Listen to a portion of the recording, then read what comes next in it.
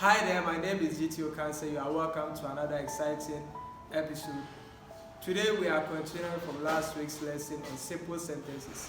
If you haven't watched that yet, you can click on the link up there to watch it and then come back to join us. Today we are continuing on the compound and complex sentences. We mentioned that sentences can be grouped into categories based on their structures. So based on structures, we can have simple sentences, compound sentences, complex sentences, and then compound complex sentences. Today we are looking at compound and then complex sentences.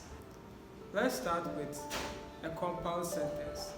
Two simple sentences can be joined together to form a compound sentence. And so we use coordinating conjunctions to join two sentences together. The conjunctions like and, or, but. These are words that we call coordinating conjunctions, and we use them to join simple sentences together to form a compound sentence. Let's take an example. I bought a pen, but she bought an eraser. So the but in this sentence is the conjunction. This means that we have two different sentences. I bought a pen, and then the second sentence is she bought an eraser. So I bought a pen and she bought an eraser have been joined together by a conjunction but.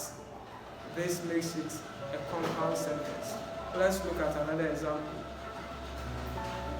Equia studied hard and passed the examination. So there are two sentences here. Equia studied hard and then Equia passed the examination. But then we call it a compound sentence because a conjunction has been introduced, that is and this joins the two simple sentences together. Equia studied hard and passed the examination. So now we move on to a complex sentence. This time, two or more sentences can be joined together by subordinating conjunction. By subordinating conjunction, we mean words like so, because, after, before, while, if, since, unless, until, as, when, and other words like that. So we can have in a complex sentence we have one main clause which sometimes is called the independent clause, and then two or more subordinate clauses. What we mean by an independent clause is that particular part of the sentence can stand on its own, can make complete meaning. But then the subordinate clause or clauses would have to depend on the independent clause to make complete meaning. Let's take an example. He left the room before the teacher arrived. We could put these two together and say, he left the room before the teacher arrived. You agree with me that he left the room is a complete sentence, but before the teacher arrived doesn't make complete sense because you can't make meaning of it until it is joined to he left the room. So this is what we mean by a complex sentence, where one side of the sentence is dependent on the other to make sense. So a few more examples here. We have, she went to the hospital because she was ill.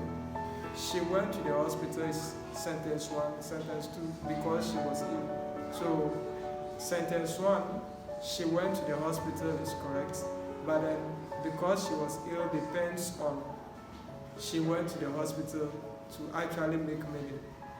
When we join it to she went to the hospital, we are able to understand that the reason for her going to the hospital was because she was ill.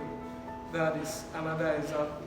So one will ask, what then is the difference between a compound sentence and then a complex sentence, because they both seem to have two or more simple sentences being joined together. Well, the first difference is that with a compound sentence, we join the simple sentences by a coordinating conjunction. with a complex sentence, we use a subordinating conjunction. So we mentioned earlier on, I mentioned that coordinating conjunctions could include and, but, or. And then subordinating conjunctions are words like while, since, as if, meanwhile, and all these other examples that I gave. So the other part of the other difference, I should say, is that with complex sentences, we have two different types of clauses. We have a dependent clause and an independent clause. There is one part of the sentence that depends on the other to make meaning. However, with a compound sentence, both sentences are simple sentences and they are complete. So both of them can make sense on their own. So we say that with a compound sentence, it's a joining of two independent clauses. Both are independent, both can make meaning in their own. So this is where we draw the curtains on today's lesson. We'll continue next week on under a group of sentences. But then before we go, I want you to do me a favor. Kindly subscribe to this channel, share with your friends, and drop a comment if you have any questions as to what we discussed today. I'll be happy to reply. Thank you so much. Bye-bye.